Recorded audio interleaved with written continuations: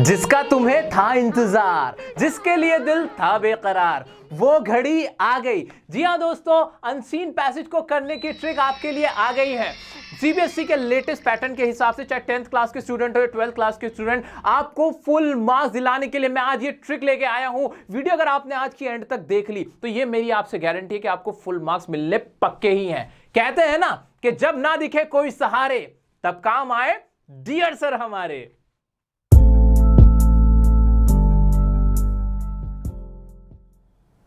दोस्तों जहां तक इंग्लिश के एग्जाम की बात है तो आपके इंग्लिश के एग्जाम में 14 मार्क्स के तो पैसेज पूछे जाने ही जाने हैं और जो कि एमसीक्यू की फॉर्म में है। तो चाहे आप 10th क्लास के स्टूडेंट हो या फिर 12th क्लास के स्टूडेंट हो, ये वीडियो आप सभी के लिए है बाय द वे। तो आपको करना क्या, कुछ भी नहीं करना, पैसेजेस को पढ़ना है, समझना है, एमसीक्यू और आसान हो गया और आपके नंबर पूरे आ जाएंगे। है ना, है ना, है ना। लेकिन यही तो प्रॉब्लम है, मैं आपके दिल का हाल जानता हूं। एक्चुअली हमें इंग्लिश ही नहीं समझ में आती और जब इंग्लिश नहीं आती तो फिर हमें समझ में पैसेज आएगा नहीं और जो सवाल पूछे वो तो सर पे को बाउंसर को जाएंगे और जो ऑप्शंस होते हैं वो सारे सेम लग रहे होते हैं। तो बताओ हमारे मार्क्स कहां से आएंगे? इसीलिए तो मैं आपके सामने खड़ा हूं, मैं आपके लिए ट्रिक लेके आया हूं। इस ट्रिक को बड़े ध्यान से देख लेना, ठीक है? कुछ नहीं करना, रिलैक्स रहो। अगले 15-20 मिनट के अंदर आपका सारा काम पूरा होने वाला है। पूरे नंबर लेके आओगे। आओ चुपचाप से देखते हैं कि क्या है वो ट्रिक। सबसे पहले मैं बात करने वाला हूं कि आपके कितने टाइप के पैसेज होते हैं। भैया 2 तरह के पैसेजेस आएंगे आपके। कौन से? 2 टाइप के होंगे, 2 टाइप्स ऑफ पैसेजेस। चाहे 10th क्लास के स्टूडेंट हो आप सीबीएसई के या 12th क्लास के हो, आप दोनों से ही 2 तरह के पैसेजेस पूछे जाएंगे। एक तो है आपका टाइप जिसे कहा जाता है डिस्कर्सिव, जिसे अनसीन पैसेजेस या लिटरेरी पैसेजेस कहा जाता है, डिस्कर्सिव पैसेज, ठीक है जी। एक तो ये वाला पैसेज हो गया। इसमें क्या हो गया, आपको पैसेजेस दिए जाते हैं जो आपने पहले कभी नहीं पढ़े होते, आपने कभी देखा नहीं होता और फिर आपसे सवाल पूछे जाते हैं। दूसरा होता है आपका फैक्चुअल पैसेज। इसमें क्या होता है भाई साहब, फैक्चुअल पैसेज के अंदर आपको ना कोई डेटा दिया जाता है, उस डेटा के बेस पे, स्टैट्स के बेस पे आपसे सवाल पूछे जाते हैं। दोनों को करने की अलग अलग ट्रिक है, अलग अलग यहां पे जादू की छड़ी मैं आपके लिए लेके आया हूं। अलग अलग छड़ी चलानी है, ठीक है? तो पहले मैं बात करने वाला हूं डिस्कर्सिव या अनसीन पैसेज की, कि उसको कैसे अटेम्प्ट करना है, उसकी ट्रिक सुनो।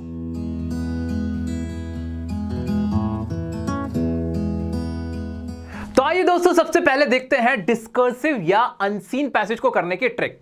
आपके इंग्लिश के एग्जाम के अंदर जो आपका सबसे पहला क्वेश्चन होगा वो इसी पैसेज का होगा, अनसीन पैसेज का। वो किस तरह का होगा, आपके सामने पूरी एग्जाम की सिचुएशन क्रिएट कर देता हूं। आपके सामने ना क्वेश्चन पेपर आएगा, सेक्शन ए के अंदर सबसे पहले क्वेश्चन में इस तरह से पैराग्राफ दिए गए होंगे। कैसे? पैरा नंबर 1 होगा जिसके अंदर 4 से 5 आपकी लाइंस होंगी। इसी तरीके से आपका पैरा नंबर 2 होगा, दूसरा पैरा होगा सेम। इसी तरीके से पैरा 3 होगा। इस तरह से ना आपको ना पैराग्राफ दिए गए होंगे। एक इस तरह का पैराग्राफ होंगे जो आपने कभी पढ़े नहीं होंगे, आपकी किताब में से नहीं होंगे, ठीक है? तो इस तरह से आपके सामने 5 के आसपास या 6 के आसपास पैराग्राफ दिए गए होंगे। What I mean to say कि you will be given 5 to 6 paragraph in that passage, okay? So it's very clear now. सबको समझ में आता है, इतना तो समझ में आ गया कि ये आपके सामने क्वेश्चन होगा। अब आपको करना क्या, आपका पहला स्टेप क्या होगा वो सुनो, वही ट्रिक है। आपका टाइम बचेगा और आप कैसे इसको कर पाओगे। ध्यान से देखो, बिल्कुल कान नाक सब खोल लो, खोल लिया। चलो जादू की छड़ी चलाएं, आओ देखते हैं करना क्या है। आपका सबसे पहला स्टेप ये रहने वाला है कि आपको करना पता है क्या है, आपको इन पैराग्राफ को पढ़ना है और जितनी भी आपकी लिमिटेड नॉलेज है, जितनी आपको अंग्रेजी समझ में आती है, जितनी आपको इंग्लिश समझ में आती है, अपने पूरे आपको दम लगा देना है। उतना समझ के ना उसे अपनी लैंग्वेज में यानी अपनी हिंदी की लैंग्वेज में लिखने हैं। सिर्फ मोटे मोटे पॉइंट जो आपको उसमें से समझ में आए। क्या क्या क्या क्या हिंदी में लिखना है। जो आपको रफ पेपर दिया गया होगा एग्जाम में, आपको एमसीक्यू जब करने होते हैं तो आपको एक अलग से रफ पेपर दिया जाता है। वहां आपको सबसे पहला काम यह करना है कि पैराग्राफ 1 को पढ़ा, उसको समझा, जितना समझ में आया उसे अपनी लैंग्वेज में, हिंदी अगर आप समझते तो हिंदी में, पंजाबी तो पंजाबी में, ठीक है? तो हिंदी में अपनी लैंग्वेज में 5 से 6 वर्ड्स में लिख लेना है कि पहले पैराग्राफ के अंदर क्या लिखा हुआ है, क्या बात कही गई है 5 से 6 पैराग्राफ में, 5 से 6 वर्ड्स के अंदर, ठीक है? पहला पैराग्राफ पढ़ा, ये काम किया। इसी तरीके से फिर मैंने दूसरा पैराग्राफ पढ़ा, उसके अंदर भी मैंने 5 से 6 वर्ड्स में, अपने हिंदी के ही वर्ड्स में, अपनी भाषा के अंदर, अपनी भाषा में, अपनी लैंग्वेज में मैंने लिख लिया। तीसरा पैराग्राफ पढ़ा, वो भी मैंने ऐसे किया। चौथा पढ़ा, पांचवा पढ़ा और इस तरीके से मैंने क्या कर लिए, नोट्स बना लिए। क्या करे, नोटिंग कर ली। देखना बड़ा मजा आएगा यहीं से आपके सारे आंसर निकलते चले जाएंगे। ठीक है, ठीक है, इतना क्लियर हो रहा है, इतना मुझे क्लियर हो रहा है। ये कुछ इसी तरीके से, फॉर एग्जांपल आपने मनी हाइस्ट मूवी देखी है, उसमें क्या है भाई, तो पहला पैराग्राफ पढ़ा, उसमें प्रोफेसर के बारे में था। ठीक है, तो आप यहां क्या लिखोगे भाई, प्रोफेसर के बारे में कहा गया, एक प्रोफेसर था, सनकी सा था, इंटेलिजेंट सा था, जो भी। दूसरा पैराग्राफ पढ़ा, उसमें बर्लिन के बारे में था, बर्लिन आ गया। तीसरा पैराग्राफ पढ़ा, उसमें टोक्यो के बारे में था, टोक्यो आ गया। ठीक है, इस तरीके से आपको करना है। ठीक है, मार्वल की मैंने मूवीज नहीं देखी हुई है, वो आयरन मैन वगैरह, तो मुझसे उम्मीद मत करो मुझे उसकी स्टोरी पता होगी, क्योंकि ये जो पैराग्राफ होते हैं, जो पैसेज होते हैं, एक तरह की कहानियां ही तो होती हैं। तो ये भी एक कहानी दी गई होगी आपको, जो आपको समझनी है इस तरीके से तोड़ तोड़ के। तो जितनी मेरे को इंग्लिश आती थी, अभी मेरे को इतना क्लियर हुआ कि जैसे ही मेरे सामने एग्जाम में पैसेज का क्वेश्चन आया, मैंने क्या किया, पहला पैराग्राफ पढ़ा, जितना मुझे समझ में आया हिंदी में 4 से 5 शब्दों में मैंने लिख दिया कि पहले पैराग्राफ में क्या था, दूसरे में क्या था वो लिखा, तीसरे में क्या था वो लिखा। ये सबसे पहला काम मैंने कर लिया। इतना कर लिया, बिल्कुल कर लिया। अब आपको स्टेप नंबर 2 करना क्या है, स्टेप नंबर 2 करना क्या है, स्टेप नंबर 2 आपको यह करना है कि वो पैराग्राफ जो आपने यहां पे नोटिंग की है, इनको सबको करने के बाद आराम से पढ़ना है और देखना है कि स्टोरी है क्या करना है, स्टोरी को समझना है कि पूरी कहानी असल में है क्या। भैया ये एक कहानी थी, मनी हाइस्ट की अगर मैं बात करूं तो एक कहानी थी, चोरी की कहानी थी, जिसमें 4-5 लोगों ने क्या करा, आपस में मिले और एक बैंक को लूट डाला, और उसमें रात भर तक उन्होंने चोरी करी, दबा के नोट छापे और ये करा वो करा, जो भी सारी कहानी थी वो सारी आप लिख दो। उसमें एक बर्लिन थी, एक टोक्यो थी, ऐसा। ठीक है, आपको पूरी कहानी समझ में आ जाएगी यहीं से, क्योंकि आप अपनी भाषा में लिख रहे हो। अपनी भाषा से बेस्ट भाषा कोई नहीं होती है, लेकिन हमें क्या करना है, हमें नंबर लेके आने। ठीक है, तो यहां पर आप क्या करोगे, स्टोरी समझने की कोशिश करोगे, वो भी कहां से, पहले वाले स्टेप से। स्टोरी समझो कि स्टोरी है क्या पूरे पैराग्राफ की। ये करने के बाद आपका स्टेप नंबर 3 जो आता है वो है कंक्लूजन निकालने का, क्योंकि इसके ऊपर आपसे सवाल पूछा जाएगा। कंक्लूजन मतलब निष्कर्ष। स्टोरी समझ ली, अब स्टोरी समझ के देखना कि भाई निचोड़ क्या है, ये जो जितने भी पैराग्राफ है, पूरी जो कहानी है उसका निचोड़ क्या है, ये आपको पता करना है। कर लिया, इतना काम कर लिया, बस इतना ही है। उसके बाद आपको स्टेप नंबर 4 में क्वेश्चन को अटेम्प्ट करना शुरू कर देना है। अटेम्प्ट द क्वेश्चन, अटेम्प्ट करो क्वेश्चन, क्या करो, अटेम्प्ट क्वेश्चंस। अब आपको सवाल पढ़ने शुरू करने हैं। अब जब आप सवाल पढ़ोगे ना, देखना मजा क्या आएगा, करके दिखाऊंगा, करके जो कहता हूं करके भी दिखाऊंगा, जो आपको दवाई दे रहा हूं उसका असर आपके सामने हाथ, जादू की छड़ी चलाऊंगा ना। ठीक है, तो आपको क्या करोगे, जो भी आप सवाल पढ़ोगे ना, अब जो सवाल पढ़ोगे आपको ना आंसर यहां से मिलेंगे जो आपने नोटिंग करी थी। कहानी आपको समझ में आ गई, निचोड़ आपको समझ में, मोटा मोटा समझ में आ गया, वो मोटा मोटा ही पूछना चाहता है आपसे। सीबीएसई ने कह दिया वो आपका दिमाग देखना चाहते हैं, वो ये नहीं देखना चाहते कि आपकी वोकैब कितनी अच्छी है। तो सिर्फ कहने की बात है, बताना मत किसी से, ये बता रहा हूं मैं आपको। तो ये सिर्फ कहने की बात है, मतलब ठीक है ठीक है ठीक है। तो आप वो क्या देखना चाहते हैं, आप में दिमाग कितना कितना आप अकल का इस्तेमाल कर रहे हो। तो आपको मोटी मोटी कहानी पता चल गई, निचोड़ पता चल गया। अब सवाल ऐसे चुटकियों में हो जाएंगे, आपको यहां से उनके आंसर मिलने शुरू हो जाएंगे। करके दिखाऊंगा, आइए चलिए देखते हैं। दोस्तों आगे बढ़ने से पहले एक इंपॉर्टेंट बात, अगर आप 9th 10th 11th 12th class के स्टूडेंट हो तो आपके लिए सुनहरा मौका है। दोस्तों आपने डाउटनेट का नाम तो जरूर सुना होगा।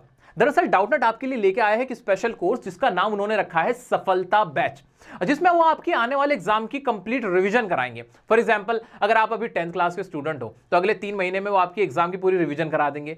साथ ही साथ नेक्स्ट क्लास का फुल कोर्स भी आपको वो देंगे एट द लोवेस्ट प्राइस अभी ज्वाइन करने पर। इसका मतलब ये हुआ कि अगर आप अभी 10th क्लास में हो तो 10th क्लास की तो आपकी रिवीजन कराई ही जाएगी। साथ ही नेक्स्ट ईयर जब आप 11th क्लास में आ जाओगे तो 11th क्लास का भी कंप्लीट कोर्स आपको नेक्स्ट ईयर कराया जाएगा।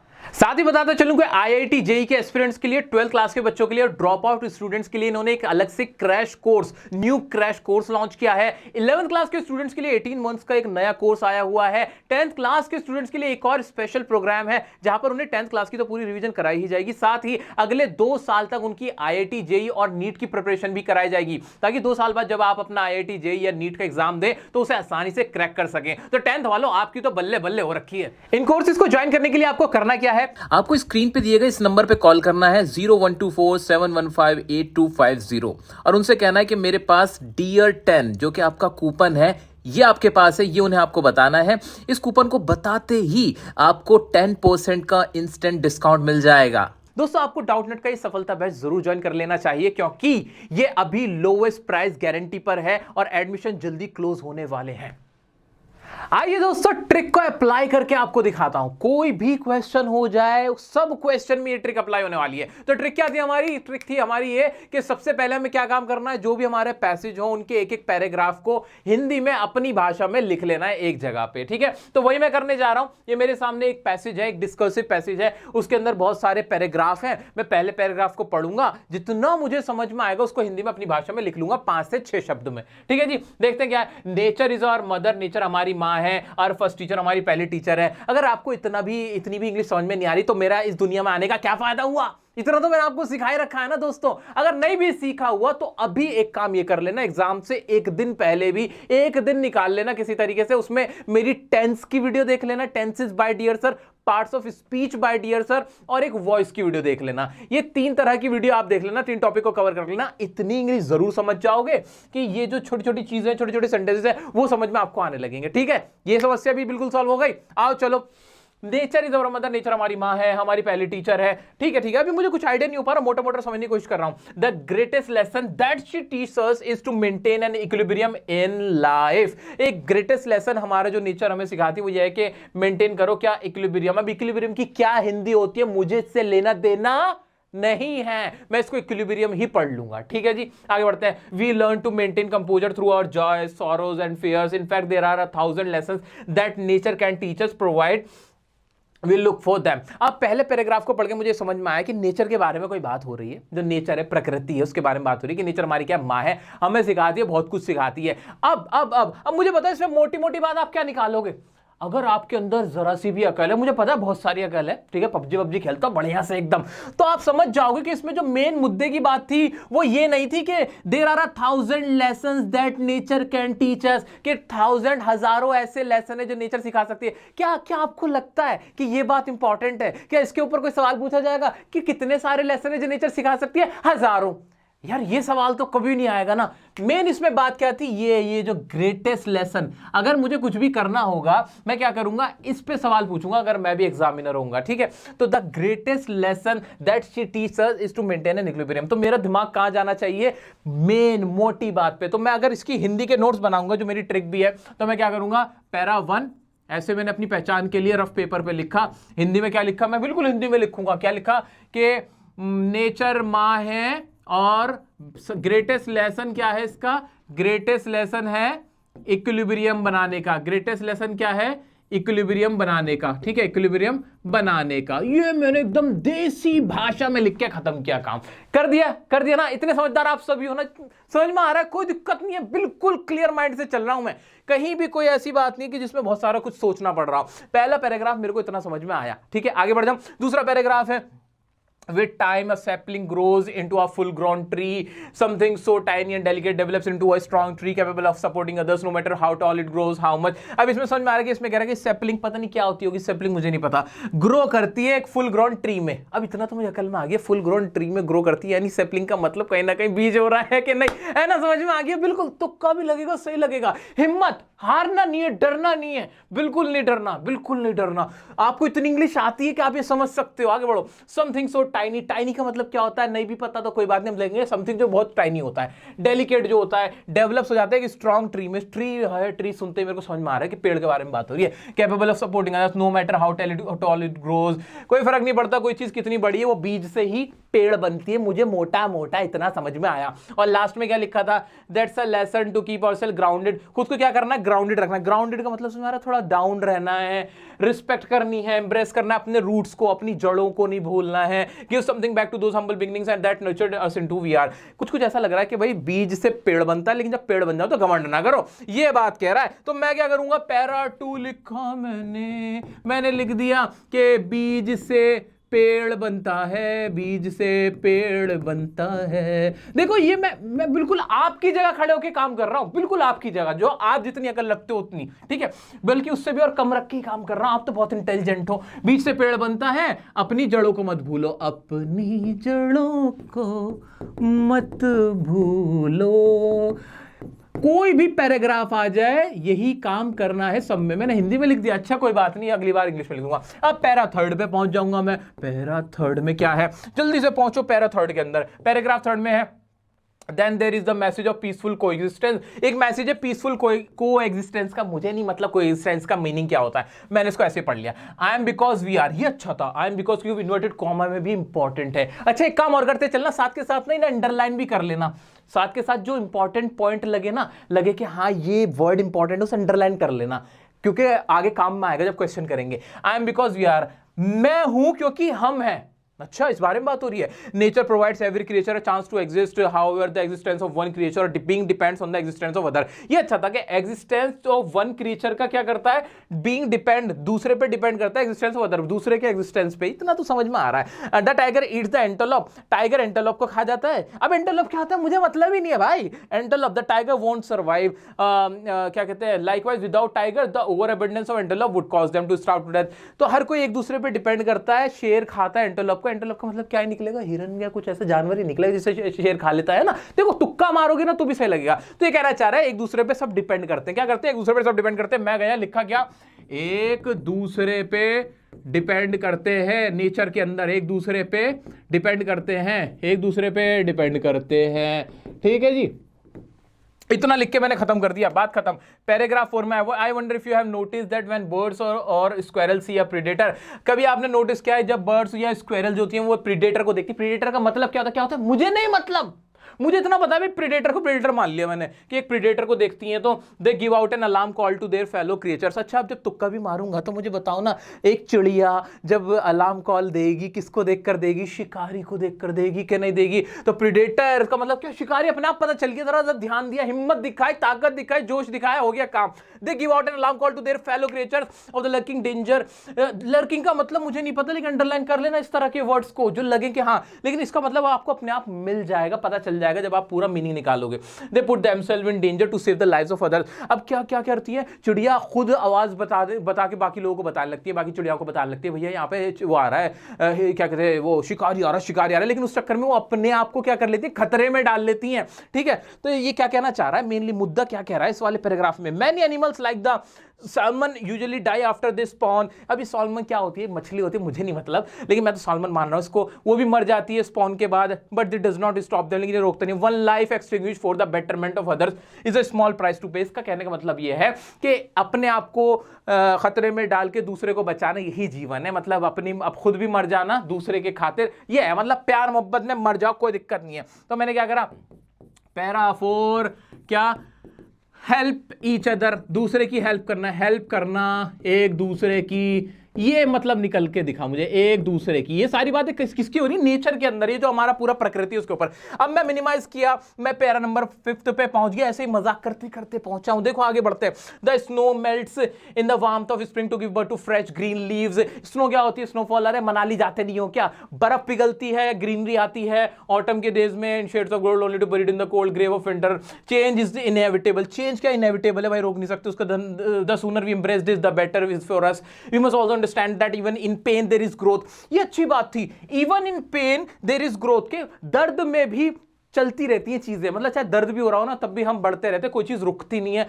मैं समझने की कोशिश कर रहा हूं, it will grow around it no matter what may come in its way, a river will continue to flow. एक नदी है वो चलती रहती है, बहती रहती है। Similarly no matter what grief may break your heart, nature teach us that life goes on. ये इंपॉर्टेंट लाइन थी कि नेचर क्या सिखाती है कि जिंदगी चलती रहती है। कुल मिला के ये तो कहना चाहता है कि भाई बर्फ पड़ती है, हरियाली आती है, पतझड़ आता है, हरियाली आती है, सुहाना मौसम हो जाता है, बस कुछ नहीं रुकता, दर्द आता है, खुशियां आती हैं, कुछ भी परमानेंट नहीं है। तो पैरा नंबर अगर मैं 5th में लिखूंगा, मैं लिखूंगा कि लाइफ चलती रहती है, लाइफ चलती रहने का नाम है, चलती का नाम गाड़ी है, लाइफ चलती रहती है, जीवन है ये है भैया। आगे बढ़ते हैं।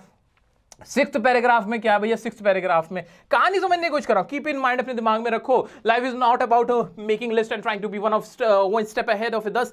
Life is to live, life जिंदगी क्या है, जीने के लिए है, ये नहीं कि आप हमेशा आगे रहें। क्या लिखा जी, about making list and trying to be one step, ना भाई ये सब नहीं है। Take a break, stop being a workaholic, ये इंपॉर्टेंट बात लग रही है, इस पैराग्राफ पे फोकस करा मैंने सिर्फ कि भाई एक टेक अ ब्रेक, एक ब्रेक ले लो, stop being a workaholic, workaholic मत बनो, कामी मत बनो, एंड स्मेल द रोजेस, फूलों को, गुलाबों को सूंघ लो, do whatever makes you feel happy, वो सब करो जो तुम्हें खुशी दे। ठीक है, तो इससे मेरे को क्या समझ में आया भैया, फालतू की ना सिर्फ मेहनत ही मत करो, लाइफ को एंजॉय करो, एंजॉय करो लाइफ को। क्या करना है? लाइफ को एंजॉय करो, लाइफ को एंजॉय करो।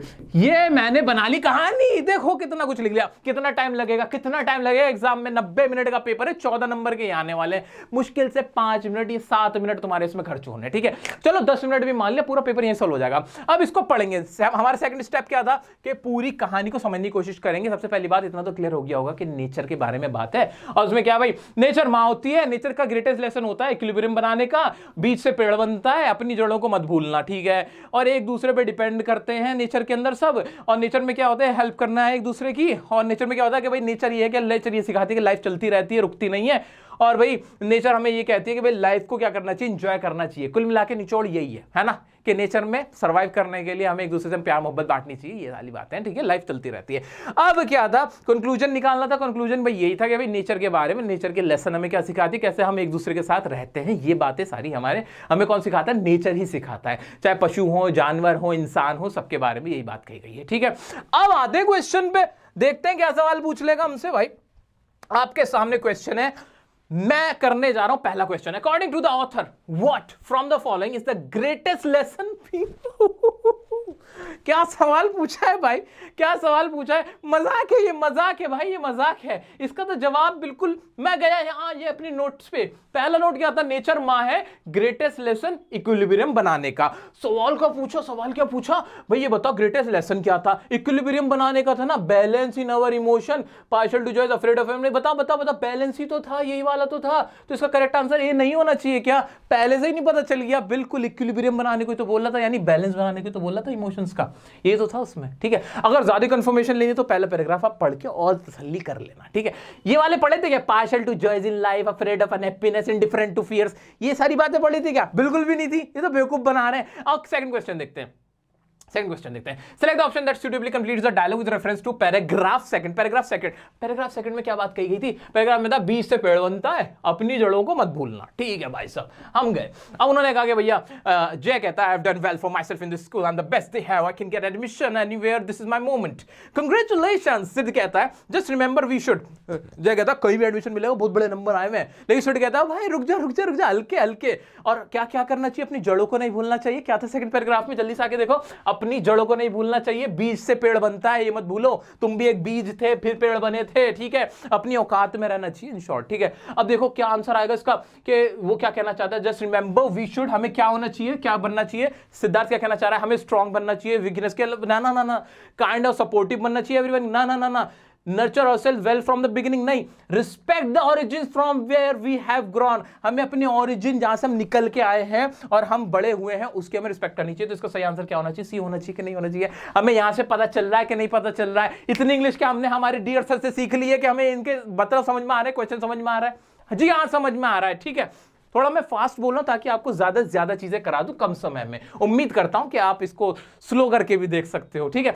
तो ये क्वेश्चन का आंसर हुआ। थर्ड देखते हैं भाई, choose the option that best conveys the message in I am because we are. इस लाइन पे मैंने कहा था फोकस करना, इन्वर्टेड कॉमर्स में भी थी भाई। ये कहना चाहता है चूज द ऑप्शन, इनमें से ऑप्शन देखना है, चूज करना है, I am because we are. ये कौन से पैराग्राफ की बात हुई थी, ये कौन से पैराग्राफ की बात हुई थी, ये उसी की तो हुई थी कि भाई ये एक दूसरे पे डिपेंड करते हैं, एक दूसरे पे डिपेंड करते हैं, साथ में रहते हैं, कोएग्जिस्टेंस है। शेर है वो शिकार करता है एंटेलोप का, वही वाली बात तो हुई थी ना। हाँ, तो tigers are dependent on antelope, इसका मतलब ये था I am because we are. यार कॉमन सेंस भी लगाओगे ना तब भी समझ में आता है भाई, एक दूसरे पे डिपेंड करते हैं, ये नहीं कि वही एंटेलोप पे है। अगर एंटेलोप ना हो तो शेर भी नहीं है, ठीक है। एंटेलोप्स आर डिपेंडेंट, ना बात ये थी everyone is dependent on each other. क्या ऐसी कुछ बात हमने समझनी थी क्या? हाँ, एक दूसरे पे डिपेंड करते हैं, हिंदी में भी तो वही लिखा है। और ये मैं पहले बता दूं, ये मैंने आपके सामने लिखे हैं, मैंने पहले से कहीं कुछ नहीं सोचा हुआ था, जो मुझे मोटा मोटा समझ में आया वो उठा के मैंने यहां डाला है।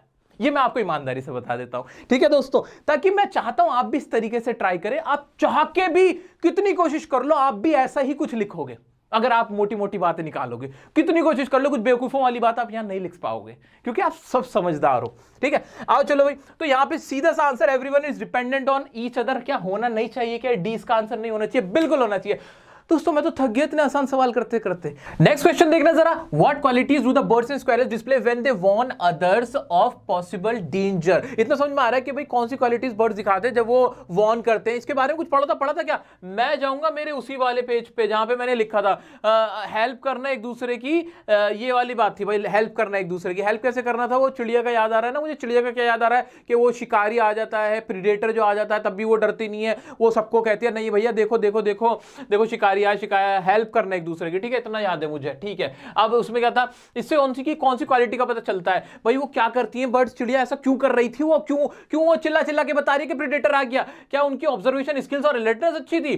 क्या उनकी tendency to get easily frightened, वो डर गई थी इसलिए? Selfless assistance to help others, अरे क्या ये हेल्प की बात हुई है? हाँ भाई हेल्प की बात हुई है, हेल्प कर रहे थे वो एक दूसरे की, चीख चीख कर। आंसर आपको मेरे यहीं से पॉइंट से मिल गया।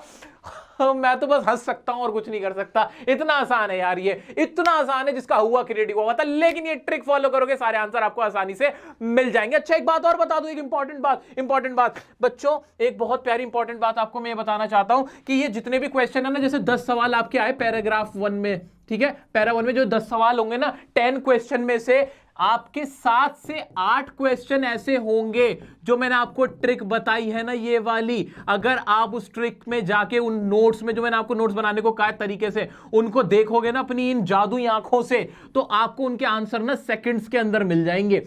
सेकंड्स में आपको आंसर मिलेंगे बिल्कुल करेक्ट कॉन्फिडेंस के साथ। कितने? 7 से 8 ऐसे सवाल होंगे जो हलवे की तरह आपके सामने रखे हुए मिल जाएंगे, जैसा अभी मैंने आपको करके दिखाया। 10th और 12th दोनों को कह रहा हूं मैं, सेम एकदम सेम है। हाँ 2 सवाल ऐसे हो सकते हैं, शायद ये 3 सवाल ऐसे हो सकते हैं जो घुमा फिरा के वोकैब वाले होंगे या किसी और तरीके के होंगे। उनको करने का भी तरीका बता रहा हूं, थोड़ा सा टाइम लगाना पड़ेगा। अभी मेरे पास थोड़ी सी टाइम की शॉर्टेज है, वरना मैं वो भी करके दिखाऊं, लेकिन वोकैब का बता देता हूं। वोकैब में क्या करना है, वोकैबुलरी का क्वेश्चन होगा। किस तरीके से होगा वोकैबुलरी वाला क्वेश्चन?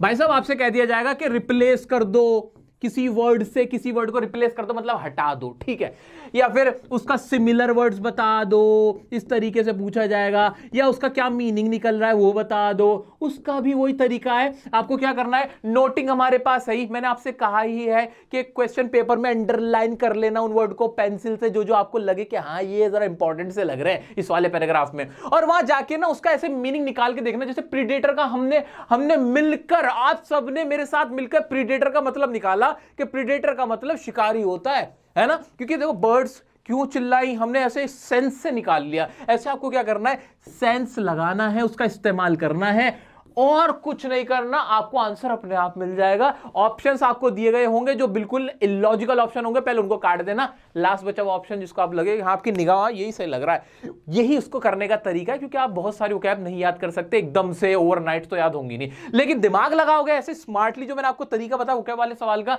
आप आसानी से कर पाओगे। तो दोस्तों मुझे पूरी उम्मीद है कि बाकी का जो क्वेश्चन पेपर है ना, ये जो बाकी का क्वेश्चन पेपर है, आपको मैं इसकी पीडीएफ दे दूंगा, आप ना इसको अटेम्प्ट करोगे और मजे से आप इसके सवाल करोगे। आप भी कहोगे अरे अरे अरे, जैसे ये छोटे छोटे से बेवकूफों वाले सवाल हैं, कितने अजीब अजीब से सवाल हैं कि मतलब मेरा तो दिल भी नहीं हो रहा इनको देखने का कि यार इतने, जैसे इसे पकड़ लो, which of the following is shown by the changing of season. भाई चेंजिंग जो सीजन जो चेंज होता है उससे क्या आपको मिलती है? मुझे तो कहानी भी रट सी गई यार, आपको भी रट गई होगी। बताना चेंजिंग ऑफ सीजन का क्या था। मैं क्या करूंगा, मैं पैराग्राफ नहीं पढ़ूंगा, मैं अपने नोट्स पे जाऊंगा। चेंजिंग ऑफ सीजन के बारे में क्या लिखा था भैया कि लाइफ चलती रहती है, बर्फ आती है, फिर हरियाली आती है, और यहाँ इन्होंने ऑप्शन दे दिए क्या कि भैया द ब्यूटी ऑफ नेचर, क्या ब्यूटी दिखाने वाला था? नहीं भाई, वो कहना चाहता लाइफ चलती रहती है। लाइफ चलती रहती है कौन सा? नथिंग लास्ट फॉर एवर, कि कोई भी चीज हमेशा के लिए नहीं है। क्या मेरा ये डी आंसर नहीं होना चाहिए? क्या लड़मर नहीं जाओगे? अरे डी है भाई, डी है, बिल्कुल सही है, डी है, ठीक है। तो दोस्तों अब देखते हैं दूसरा टाइप और उसकी ट्रिक, फैक्चुअल पैसेज की ट्रिक।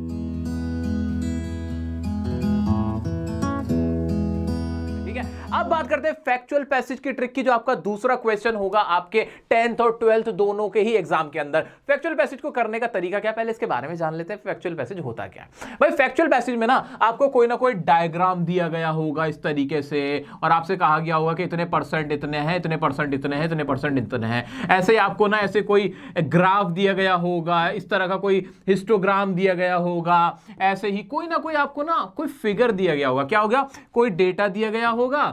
डेटा का मतलब समझते हो? डेटा का मतलब नंबर दिए गए होंगे कि भैया 20% इतने हैं, 30% इतने, 40% इतने हैं। इस तरह से आपको नंबर दिए गए होंगे डिफरेंट डिफरेंट शक्लों में, इस तरह की शक्लों में, ठीक है। डेटा होगा, स्टैट्स होगा, और फिर आपसे सवाल पूछे गए होंगे। ऐसा ही होगा 10th वालों के साथ भी और 12th वालों के साथ भी। इसको करने की क्या है शानदार ट्रिक, स्टेप देख लें आप ध्यान से, स्टेप देख लें। स्टेप नंबर 1, सबसे पहला काम आपको क्या करना है, वही चीज दोहरानी है जैसे हमने डिस्कसिव पैसेज में की थी कि आपको सबसे पहले पहला पैराग्राफ जो है, मेरा पैराग्राफ नंबर 1 है, उसको पढ़ना है। उसमें 100% कोई ना कोई फिगर दी गई होगी, हर पैराग्राफ में फिगर दी गई होगी। क्या दी गई होगी, फिगर दी गई होगी। उस फिगर को पकड़ोगे, फिगर क्या है। 20% कौन है, वो क्या, अपनी भाषा में, क्या, अपनी भाषा में, अपनी लैंग्वेज में आपको क्या करना है, उस फिगर को लिखना है। अपनी लैंग्वेज में जो भी वो फिगर है, जो डेटा है, उसको लिखो, अपनी लैंग्वेज में फिगर लिखो, ठीक है। इतना काम कर लिया, बिल्कुल कर लिया। अपनी लैंग्वेज में आपको फिगर को लिखना है समझ के, सिर्फ फिगर लिखना है, पूरी पूरी बात लिखने की जरूरत नहीं है। फिगर पता कर लेना कि क्या है जो डेटा, ये क्या है, ठीक है, ओके। स्टेप नंबर 2 क्या करना है आपको, आप फिगर लिखते चले गए, समझ समझ के फिगर लिखते चले गए, पैराग्राफ पढ़ते चले गए, जो भी फिगर था लिखते चले गए। अब उसके बाद क्या करना है, अब उसके बाद जो भी आपको ये डायग्राम दिया गया होगा ना, जो भी डायग्राम दिया गया होगा, उसको क्या करना है, उसको देखना है, डायग्राम समझना है। ये करने के बाद डायग्राम को आपको क्या करना है, समझना है। आपको नजर आ रहा होगा, उम्मीद करता हूं, ठीक है जी। आपको फिर डायग्राम पे जाना है। क्या करा मैंने, क्या करा, ट्रिक क्या थी, सबसे पहला काम क्या किया, क्वेश्चन पेपर देखते ही सबसे पहला मैंने क्या काम किया कि मैंने पैराग्राफ को पढ़ा, उसको समझा, जितना मैं समझ सकता था, अपनी सारी नॉलेज मैंने यूज करी इंग्लिश की, उसमें से फिगर को उठाया, अपनी लैंग्वेज में फिगर को समझ के लिखता चला गया कि 40% ये कह रहे हैं, 30% ये कह रहे हैं, 20% यहां ये कह रहे हैं, 35% यहां कह रहे हैं, 80% से सेल बढ़ गई थी, 20% से काम घट गया था, 100% पॉपुलेशन 2014 में इतनी हो गई थी। ये सारे फिगर जो भी था, पैराग्राफ वाइज फिगर होंगे, ये मैंने आपको अभी क्वेश्चन दिखाऊंगा, ठीक है। उसके बाद दूसरा काम क्या किया, मैं डायग्राम पे गया। इस तरह के मेरे कोई ना कोई डायग्राम होगा, डायग्राम को समझा मैंने, टुक टुक टुक टुक टुक टुक टुक टुक टुक टुक, भाई डायग्राम में क्या फिगर है। अब मेरे 2 काम हो गए, फिगर भी पता है, डायग्राम में क्या है वो भी पता है। और ये आसान है, ये बहुत इजी है, ये बहुत इजी है, ये डायग्राम बहुत आसान है, बहुत आसान है, इसमें कोई दिक्कत नहीं आएगी, इसकी गारंटी मेरी है, ठीक है। इन दोनों को समझने के बाद स्टेप नंबर 3 आपको क्या करना है, स्टेप नंबर 3 में आपको निकालना है कंक्लूजन। कंक्लूजन मतलब भाई ये क्या निचोड़ है, कहना क्या चाहते हो, मशीन सर, मशीन, सॉरी मैं 3 इडियट्स में चला गया था। कहना क्या चाहते हो, पैराग्राफ में देखो, एक कैमरामैन साहब हंस रहे हैं, देखो हम बच्चों को पढ़ा रहे हैं, हंस रहे हैं, बताया अरे हंस रहे हो तुम। देखो कहना क्या चाहते हो, क्या देखना चाह रहे भाई कि अब ये कंक्लूजन निकालना है। फिगर पता है जो पैराग्राफ में लिखे हैं, जो डायग्राम में नजर आ रहा है उसको समझ लिया, उसके बाद कंक्लूजन निचोड़ अपना निकाल के देखो कि अच्छा भी पैराग्राफ में क्या कहा था। अब लास्ट में हम क्या जाएंगे, स्टेप नंबर 4 होगा हमारा क्वेश्चन को पढ़ने का। और अब क्वेश्चन पढ़ने के बाद आपको क्वेश्चन लगेगा हलवा, और हम इस चीज को प्रूव करेंगे अभी एक क्वेश्चन पेपर के साथ। मेरे प्यारे बच्चों, अभी आपके सामने है एक फैक्चुअल पैसेज, इसके अंदर हम ट्रिक अप्लाई करेंगे। ट्रिक क्या थी, सबसे पहला काम क्या करना था, सबसे पहला काम हमें यह करना था कि हमें पैराग्राफ को पढ़ना था और इसके अंदर डेटा होगा, उस डेटा को निकालना था समझ करके। तो क्या ऐसा कुछ है क्या, हाँ ये रहा ना, ये फैक्चुअल पैसेज है, एक डायग्राम ये रहा, और पहले पैसेज में भी कुछ डिजिट नजर आ रही है, दूसरे में भी डिजिट नजर आ रही है, और देखा जाए तो भैया तीसरे में भी डिजिट नजर आ रही है 7,000 रुपए, और चौथे में भी डिजिट नजर आ रही है। 4 पैराग्राफ थे, चारों में नंबर्स थे, बिल्कुल सही। अरे सर तो जादूगर निकले। अरे भाई साहब ऐसे ही होने वाला है, फैक्चुअल पैराग्राफ है तो फैक्ट्स ही दिए जाएंगे इसमें, ठीक है। तो करना क्या है, 4 पैराग्राफ है, दे दनादन लग जाओ, पढ़ो समझो और डिजिट का काम करो सबसे पहले तो, ठीक है जी। डिजिट में क्या है, पहला पढ़ते हैं, over the last 5 years more companies have been actively looking for intern profiles according to 18-19 survey. ये है मेरा, ये मेरी क्रीम है, ये मुझे समझना है, यहां से सवाल पूछा गया होगा। 18-19 में क्या हुआ था कि एक सर्वे हुआ था online internship and training platform का। This survey reveals that India had 80% more internship application with 2.2 million application received in 18 compared to 1.27 million in the year before, ठीक है भैया। एक डिजिट मिल गए, और इसको अगर मैं समझने की कोशिश करूं तो मुझे समझ में आया कि भैया 2018 के अंदर क्या हुआ था, भाई एक सर्वे हुआ था जिसमें समझ में आया था कि भाई 80% ज्यादा इंटर्नशिप एप्लीकेशन थी। अब इंटर्नशिप क्या होती है मुझे नहीं भी पता तो काम चल जाएगा ना भाई साहब, अगर नहीं भी पता क्या भाई इंटर्नशिप एप्लीकेशन पर बात करता, ठीक है। वैसे इंटर्नशिप आपको पता होगा ही कि कहीं कहीं ट्रेनिंग करनी होती है, किसी के अंडर काम करना होता है, इंटर्नशिप कहते हैं। This survey reveal that India had 80% more internship application. ये बता रहा है कि भाई 80% ज्यादा इंटर्नशिप एप्लीकेशन थी, जो कितनी थी 2.2 मिलियन एप्लीकेशन रिसीव्ड अलाउड हुई थी 18 में और 1.27 मिलियन हुई थी इससे पहले साल में यानी 2017 में। ये वाला डेटा चुपचाप से ऐसे अच्छे बच्चों की तरह हम जाएंगे यहाँ पे, बहुत ही प्यारे प्यारे बच्चों की तरह, और हम यहाँ जाके लिख देंगे कि पैरा नंबर 1 इसमें क्या हुआ था कि इंटर्नशिप एप्लीकेशन 18 में बढ़ गई थी और कितनी हो गई थी 2.2 मिलियन। तो इसको मैंने अपनी कोडिंग की लैंग्वेज में ग्रेटर देन करके लिख दूंगा, और 2017 में कितनी थी 1.27 मिलियन हो गई थी। ठीक है, तो मैंने अपनी लैंग्वेज में इसको लिखने की कोशिश करी। और क्या लिखा है इसके अंदर, the trend was partly due to more industry looking to have fresh mind and ideas on existing projects for better productivity, what was originally seen as a western concept। भाई लोगों कंपनीज को ना फ्रेश माइंड चाहिए था, अच्छे mind चाहिए थे। Getting in internship before plunging into the job market is fast gaining momentum at Indian workplace. ठीक है, अब सेकंड में क्या है, सेकंड पैराग्राफ में देखा हमने, according to the survey data, India's national capital region has been the top provider of internship with a total of 35% internship opportunities, followed by Mumbai and Bangalore at 20% and 15%। जो opportunities हैं, जो मौके हैं internship के, वो बैंगलोर के अंदर और मुंबई में कितने 35% है, जिसमें 20% मुंबई में है और 15% बैंगलोर के अंदर है। भैया ये वाला डेटा क्या मैं वहां लेके चला जाऊं? हाँ जी लेके चले जाओ, और जो बाकी बातें भी उसको भी मैं वहां जाके लिख दूंगा। ठीक है, अभी मैं लिखने के मूड में नहीं हूं, मैं जल्दी से आपको समझाना चाह रहा हूं। ऐसे तीसरे में क्या, द स्टाइपेंड। अब किसकी बात हो, स्टाइपेंड की। स्टाइपेंड क्या होता है, सैलरी होती है वैसे तो, अगर नहीं भी पता तो इसको स्टाइपेंड मान लो, खुद समझ में आ जाएगा कि पैसों की बात, सैलरी की बात हो रही है। आगे पढ़ो। The stipend has been an important factor influencing the choice of internship. The survey reveals, मैं तो डायरेक्ट अपने रिकॉर्ड पे इस पे आता हूं, ये जो डेटा दे रखा है कि भाई इंटर्न्स का क्या था 7,000 दिया जा रहा था, जबकि मैक्सिमम कितना मिल रहा था 85,000। क्या ये वाला डेटा वहां लेके जाओगे, लिखोगे, ऐसे जाओगे यहाँ पे पैरा नंबर 3 लिखोगे और कहोगे कि भैया स्टाइपेंड ऐसे करके लिखोगे, और कितना 7,000 से कितना था 85,000 मैक्सिमम था, ये लिख दोगे, बिल्कुल लिख दोगे, बिल्कुल लिख दोगे। अरे सर ऐसे फोर्थ में आओगे, यहाँ पे भी कुछ डेटा वेटा दे रखा होगा, 2 लाख प्लस स्टूडेंट्स और 8,000 कंपनी है रजिस्टर्ड है, वो वाला डेटा लिख दोगे। उसके बाद दूसरा स्टेप क्या था मेरी ट्रिक का, उसमें मैं जाऊंगा डायग्राम पे। ये डायग्राम है, इसमें क्या है भाई, internship trends 2018 popular fields to find internship. भाई पॉपुलर फील्ड कौन सी जिसमें लोग इंटर्नशिप लेना चाहते थे स्टूडेंट, तो उसमें लिखा हुआ इंजीनियरिंग में 15%, 14.9%, डिजाइन में 7.9%, मीडिया में 20% है, मैनेजमेंट में 48% है। इसको बस देख लिया, इसको बस देख लिया। इतना करने के बाद क्या आपको समझ में नहीं आया कि भाई ये किसके ऊपर है पैराग्राफ? नहीं, आपको समझ में नहीं आया बिल्कुल भी। अरे भाई सब समझ में आ गया कि बच्चे जो पढ़ाई करने के बाद इंटर्नशिप करने जाते हैं, किसी के अंडर काम करने जाते हैं, तो कितने मौके हैं उनके लिए, उन्हें स्टाइपेंड क्या मिलता है, सैलरी, और कौन सी सेक्टर में सबसे ज्यादा लोग जाना चाहते हैं, किसमें जाते हैं, मीडिया में जाते हैं। क्या समझ नहीं आ गया? बिल्कुल समझ में आया यार, थोड़ा थोड़ा भी करोगे ना तो भी समझ में आ गया। ठीक है, अब देखते सवाल क्या पूछ लिया। अरे भाई साहब सवाल क्या पूछोगे, मैं तो पहली बात बता दूं 12th क्लास का सैंपल पेपर है ये, 10th वालों समझ में आ रहा है? अभी मैं बताना नहीं चाह रहा था लेकिन मैंने बता दिया कि देखो कितना आसान है, कितना आसान है। 10th और 12th में कोई फर्क ही नहीं छोड़ा इन लोगों ने।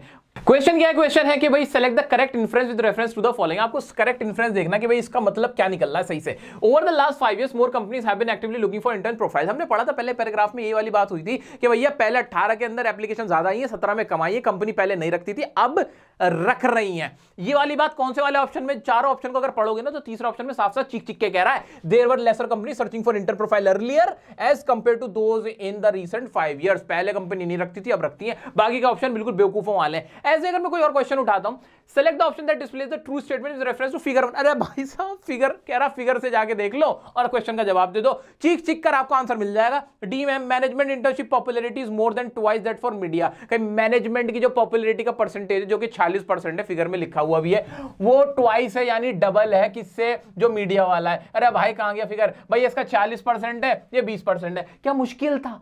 कुछ भी मुश्किल नहीं था, हमने इसको ध्यान से देखा था, शुरू में देख लिया था। बच्चों इसमें से एक क्वेश्चन जरूर आएगा, ठीक है, मजाक सेट के कह रहा हूं, ये फिगर के ऊपर आपका क्वेश्चन 1-2 क्वेश्चन जरूर रखे हुए मिल जाएंगे। तो इस तरह के आप जितने भी सवाल देखोगे इसी तरह के होंगे। एक सवाल आपका आएगा कॉज एंड इफेक्ट रिलेशनशिप वाला। कौन सा? Cause and effect relationship. इसमें पूछेगा कि भाई इसकी वजह से ये हुआ है, इसकी वजह से ये हुआ है। ये सवाल आपका डिस्कसिव पैसेज में भी होगा और इसमें भी होगा। इसको करने का तरीका क्या है, इसको करने का लॉजिकल रखो, जो स्टोरी आपको समझ में आई है उस पे ना चिपके रहो, घबराना नहीं है, भटकना नहीं है, दिमाग रखो। जो नोटिंग आपने की बहुत इंपॉर्टेंट नोटिंग है, ये असली आपको आंसर ला के देगा, ये रस है आपका। दोस्तों कोई भी सवाल आ जाए, कोई भी क्वेश्चन आ जाए, यही ट्रिक लगाना 100% एप्लीकेबल है। इतना सा भी डाउट है ना मुझसे डायरेक्टली पूछ लेना, लेकिन घबराने की जरूरत नहीं है। उम्मीद करता हूं ये वीडियो आपको बहुत पसंद आई आई होगी इसको लाइक करें, वीडियो को शेयर करें अपने दोस्तों के साथ, अपने टीचर्स के साथ। अगर कुछ भी आपको चाहिए मुझसे कमेंट करके बताएं, और आपसे एक पोल डलवाया है उस पोल का जवाब दें। आपसे और भी पोल्स डलवाए जाएंगे कम्युनिटी पे, वहां अपने जवाब दें, आपको वीडियोस मिलते रहेंगे, आपकी पूरी तैयारी हम कराएंगे। मिलते हैं नेक्स्ट वीडियो में नेक्स्ट टॉपिक के साथ, तब तक के लिए बने रहें डियर सर के साथ।